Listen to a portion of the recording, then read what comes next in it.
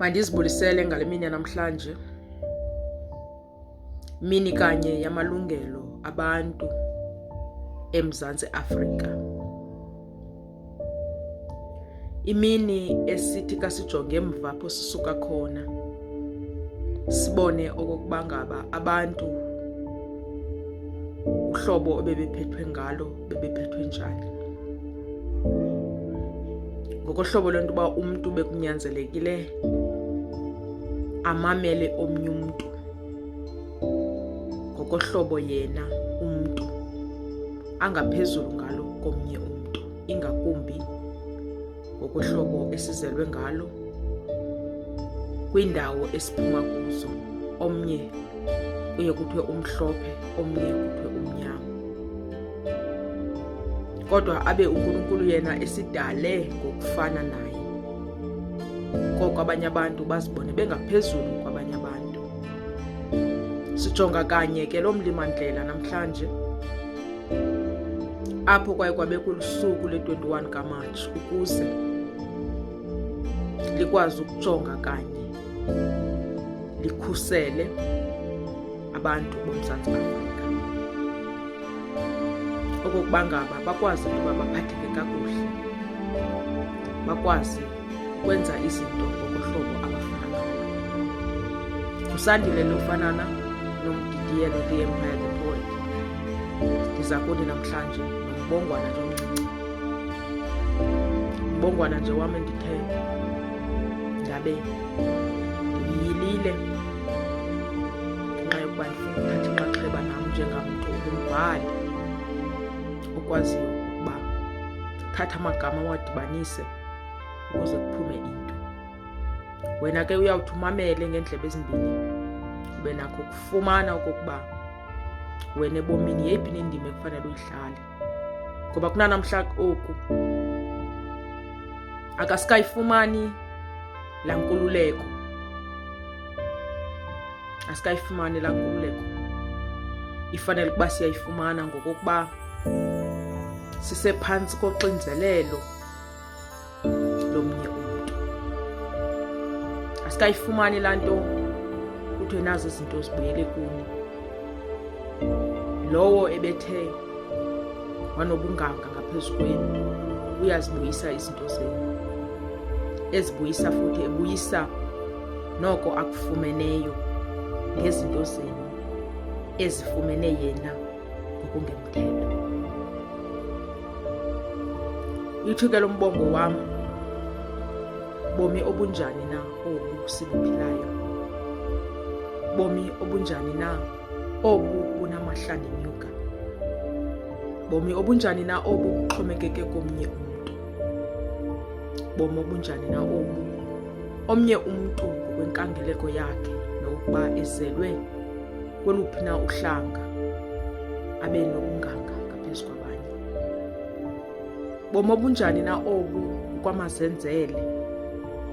Bomi obunjani na obu uthi wena usawuzibona ukuba ungasentla komnye ngokwezinto nezinwe ozifumeneyo kulo mhlaba, ungcuthekise ungcikiva abanye ngokuba uzibona ungentla, uzibona ubhetele.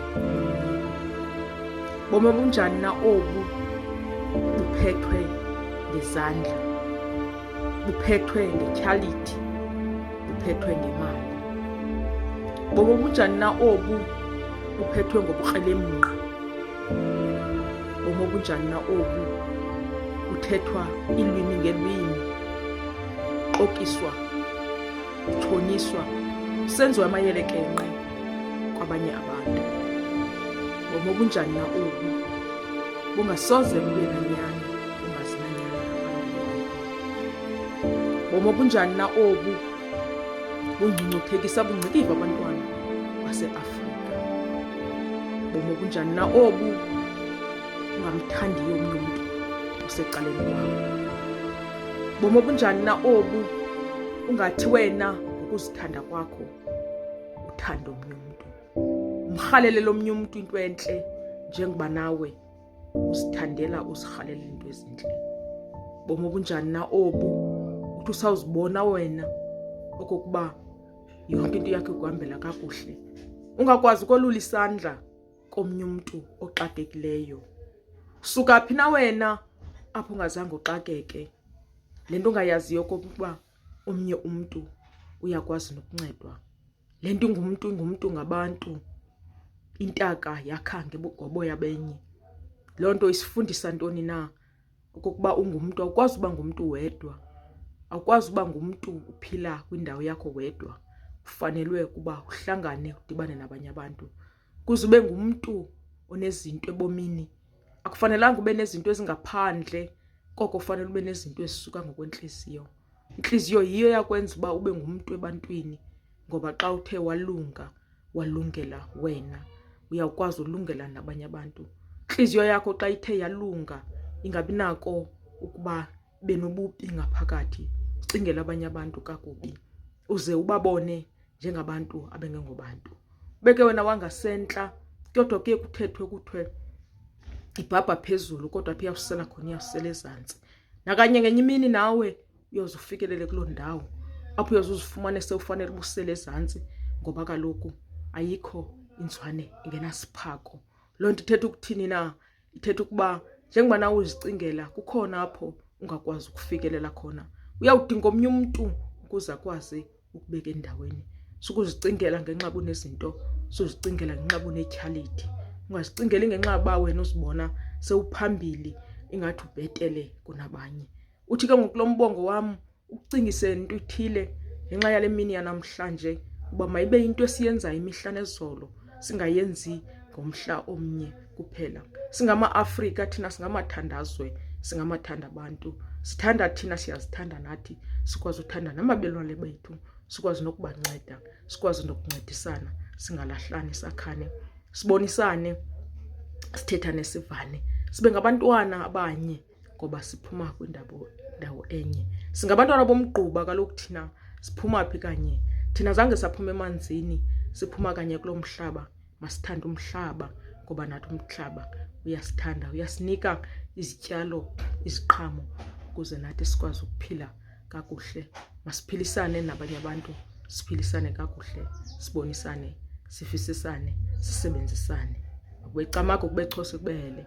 Manithi apho nihamba khona, makuthi into enizicingayo ezintle, kodwa zibe zizo zawuthi zikwazi into uba ziphumelelise nina, ziphumelelise neli lizwe. Akubecamako kubechose kubele. Ndidichos Nomdidiyelo, the Empire, the Poet, Sandile Fanalala, ngumzukulwana kumfene ezintle, uMamfene, uMahlathi, uMalisa, mzukulwana kumzali isiRhula, uMalamba yenhla, tyikizo amabhula zethu zithafu, umgcini nokwindla. Ndibe ngumzukulwana kubhekiyeza, uMnqongo ngisophisho ngemyemi, mzukulwana kunobhungile, Mangwanya, Majola. Ndithi ke thatha izintambo ndizibuyisele kuni, ukuthi nani nithi quthu nizive okokuba niphi apho nikhoyo. Uyanithanda uNomdidiyelo kakhulu.